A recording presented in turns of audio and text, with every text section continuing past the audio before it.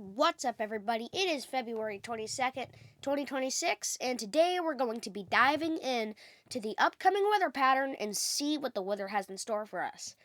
Now, as of right now, on the 22nd, we are going to be looking at our 3-hour precipitation type in inches. You can see that right here we have a potential nor'easter system moving through the Great Lakes region, and not to mention the northeast, dropping a few inches of snow on the ground, as we can see.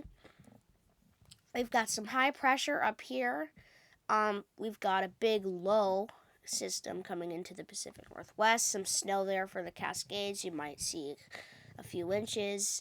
It's pretty dry in the Midwest. Nothing yet, but as we scroll on, sorry if it's a little quick, the runs are literally updating as we speak.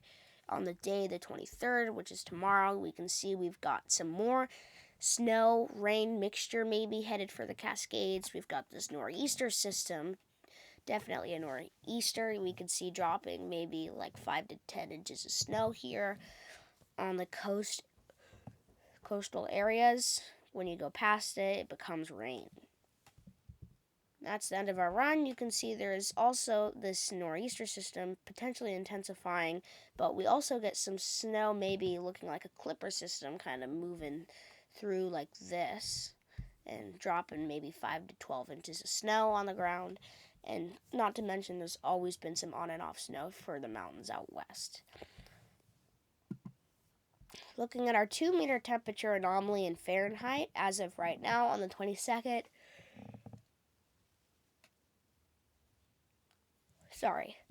I'm still sick, so I apologize if my voice sounds a little funny. As of right now, it's actually quite cold here in the Ohio Valley, upper Midwest area. It's pretty warm west of the Rockies, but we've got some Arctic shot up here in Canada ready for us. And as we scroll on, you can see it kind of spills in here to the east, while the west is not going to be very cold at all. Looking at our 2-meter temperature in Fahrenheit, you can see as of right now, it's quite cold up here in Ontario, Canada. Here we've got all of Canada. Pretty much all of Canada is going to be below zero. It's quite cold here in the upper Midwest, Great Plains region, like I said. It's also quite cold here in the Ohio Valley, Northeast, and Rocky Mountains. And as we scroll on through the run, you can see we approach 60 degrees here in Oregon. But then we drop to a whopping 40 degrees. So 60 to 40 is pretty crazy. Looking at our total precipitation in inches, as of right now, there's a small system headed for the Pacific Northwest. A small system potentially headed, this might be our nor'easter that we've been tracking here by Washington, D.C. And as we scroll on through our run, you can see this system intensifies. Our nor'easter here intensifies by Washington, D.C., and eventually heading up to the northeastern United States. The system in the Pacific Northwest also intensified, dropping up to 4 inches of rain. Looking at our 7-day precipitation, as we go to March 9th, you can see right now we're actually quite above average here in the Pacific Northwest and Northeast. But as we go to March the 9th, we actually slow things down a little bit, and there's some active precipitation with all the storms in the east. Looking at our 10-meter wind gust in miles per hour, it was pretty windy yesterday, but looks like it's calmed down. There is still some wind system activity here in the Pacific Northwest, but as we scroll on, that eventually just goes north. We could see overall very mild winds, except there is some cyclone activity here with this nor'easter system. Not sure if it'll bring high winds, but if it were, I would say get concerned here by Rhode Island in that general area. Looking at our wind gust swath, so this is the cumulative wind gust. This is on February 26th, this nor'easter system, like we saw, bringing some high winds. Some high winds here in the Ohio Valley. We've got some high winds here in the Rockies and some high winds just off the coast of Washington, Oregon, and Northern California. Looking at our 500 millibar height dam and anomaly M, you can see there is a monstrosity of a ridge of high pressure here, kind of in the Gulf of Alaska, headed more towards Russia.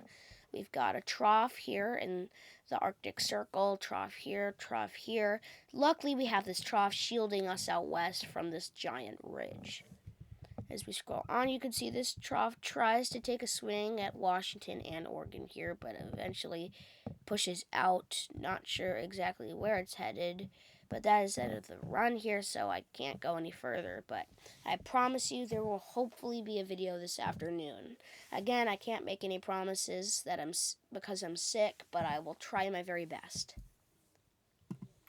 Looking at our visibility in miles, you can see that as of right now, down by Miami, Florida, you can see that there is a very, very, very impactful system of visibility decreasing. If you're driving, which if you are, don't drive fast, okay? Go slowly. It could affect visibility down all the way to 0.1 miles is how far you can see in front of you, which is not very far. So please be careful and go slow and take it easy. No rushes at all. As we scroll on through the run, you can see that this system eventually fades. You can see there's some pretty mild to moderate systems here by the Great Lakes regions in Pacific Northwest.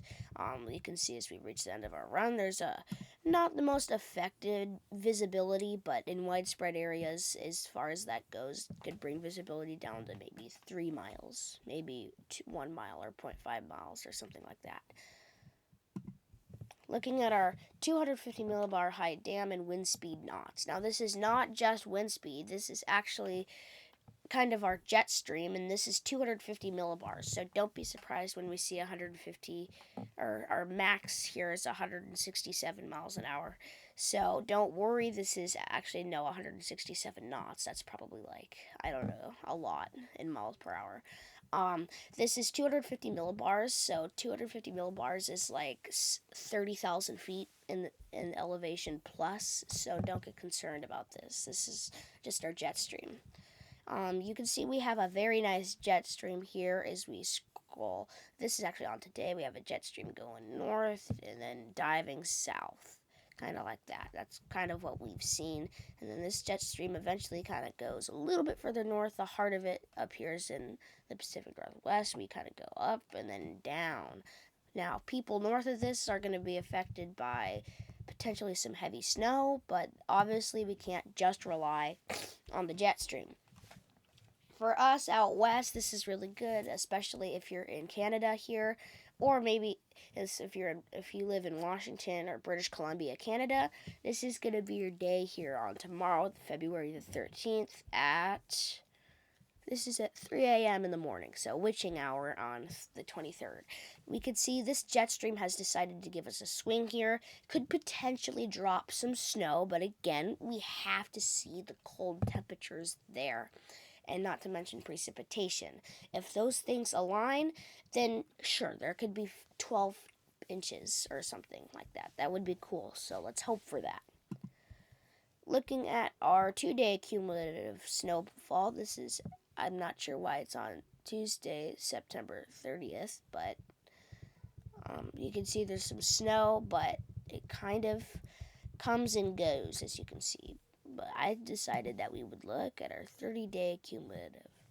This is on February 20th, 2026. 30-day snow. I'm not sure why the dates are going so crazy, but let's just look at it. This is the 30-day cumulative. Oh, it's because it's accumulated. It goes from 0.1 inches to 192 inches. We could easily see 60 inches plus here in the Sierra Nevada mountains, potentially in the Cascades of both Washington and Oregon, not to mention the Northeast. Looking at our season-to-date snowfall, you can see that there is some heavy snow here in the Sierra Nevadas. We can easily see 192 inches plus, especially for the Cascades of Washington and Oregon, Great Lakes region with those snow effect machines turned on, and the Northeast. Looking at our CPC, SPC outlooks, this is our day one convective outlook. You can see thunderstorms. We've got marginal risks for the Northeast, Southeast of Florida, and the Pacific Northwest here in Washington. Looking at our day 2 convective outlook, there's no activity to be expected. Our 3-day convective outlook, there's no activity to be expected. Looking at our... Sorry, I think I missed one. Looking at our SPC outlook, you can see there's categorical severe day 1 convective outlook is the main one to look at. You can see there's some thunderstorm activity down south and also the northeast and the Pacific Northwest. There should be some thunderstorm activity, so you might see some lightning. Speaking of lightning, I forgot to open this tab. We can look at it right here. Looking at our lightning density here, you can see as of right now today, you can see there's some lightning here in Georgia, just north of Florida. You could see maybe some 75, maybe 90, 125 there. So you might hear some lightning outside of your window. Let's just say that. Looking at our 2-day strike count, you can see there's even more here. You could see maybe even 175 plus. So those in the southeast might see some lightning outside their windows. So it could get pretty cool. Looking at our total snow, 10-to-1 ratio in inches. Not quite the extended forecast model, but we will get there, I promise. This is as of right now. Today, you could see there is some very, very, very, very mild activity in the Cascades. Very, very, very mild activity here in the Northeast and Great Lakes region. As we scroll on, we have a system in the Pacific Northwest that could potentially drop a few inches, up to 12 inches of snow in the Cascades. Another nor'easter system here that could drop up to, I would say, good 14, 16 inches here. Nor'easter system, not to mention the Cascades. Looking at our freezing rain total in inches, you can see there's actually some freezing rain activity here. We could see maybe 0.5 to 0.75 to maybe even 1 inch of just freezing rain here with our nor'easter system, not to mention the Cascades and isolated areas. This is our positive snow depth change in inches. So positive snow depth, it's not what the snow depth is, it is how much snow falls or how much snow we gain. Right now, as we scroll on, we could see a system dropping a few inches in the Pacific Northwest here with up to 12 inches, maybe 30. Oh, this is in centimeters. I apologize. Inches. Up to maybe 12 inches of snow, positive snow depth in the Washington Cascades of Oregon. Also, we could see our nor'easter system here dropping up to 10 inches. Definitely likely, and as we scroll on, that nor'easter eventually gains, and I would say there's a good chance of seeing up over a foot of snow here in the northeast, and not to mention the Cascades of both Washington and Oregon. Looking at our snow depth in inches as we go, this is on March 8th. You can see there's tons of snow for the mountains out west, so I'm talking the Rockies, the Sierra Nevada mountains, the Cascades, and not to mention here in British Columbia, they are going to get snowed in. Ontario, Canada, and Quebec, Canada are also going to be getting their fair share of snow.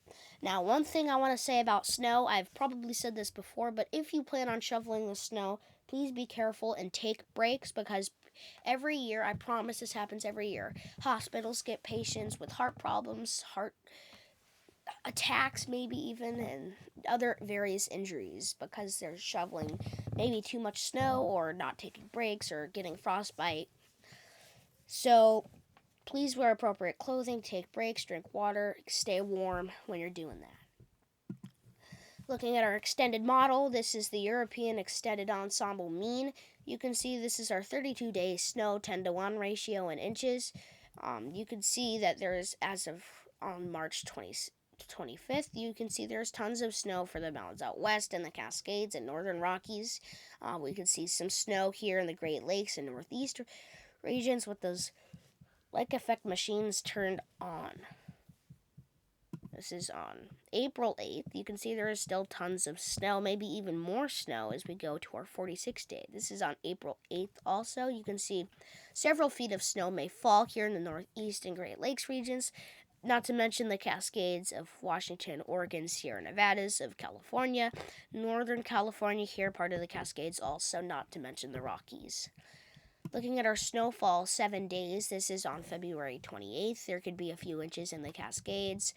As we go to March 8th, you could see there could also be some snow here in the Cascade region right here, and not to mention the Rockies. As we go to March 20th, you can see there is also some snow here for the Northeast, not to mention the mountains out west. There pretty much always will be. And this is the end of our run on April 8th. In total, we get around 48 inches plus for some areas in the Cascades.